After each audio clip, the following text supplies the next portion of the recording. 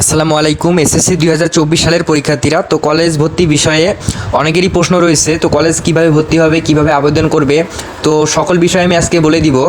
আজকে ভিডিওর মাধ্যমে দেখাইতে পারতেছি না, কয়েকদিনের মধ্যেই ভিডিওর মাধ্যমে সরাসরি জানিয়ে দেব কিভাবে কলেজে ভর্তি হতে পারবে।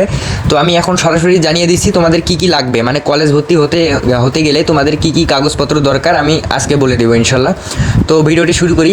তো কলেজ ভর্তির প্রথমে তোমাদের যেটা লাগবে সেটা হচ্ছে আবেদন করতে হবে। অনলাইনে তোমাদের একটা আবেদন করতে হবে। আবেদনটা করা লাগবে, তোমাদের 150 টাকা নিবে।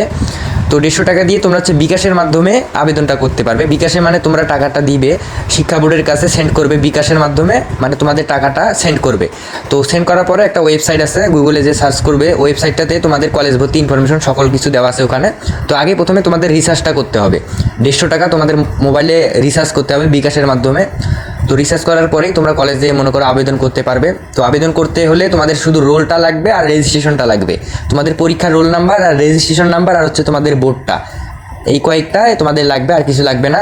আর হচ্ছে কলেজ চয়েস দিতে পারবে, তুমি কোন কলেজে ভর্তি হতে চাও। সেটা হচ্ছে সিটি আছে, সিটিটা সিলেক্ট করে তোমাদের গ্রাম বা শহর যেটাই বলো ওটা সিলেক্ট করলে দেখবা তোমাদের সকল কলেজের ইনফরমেশন চলে আসছে, কলেজের নাম আছে, কোন কলেজে ভর্তি হতে কত পয়েন্ট লাগবে, সকল বিষয় কিন্তু সেখানে দেওয়া থাকবে।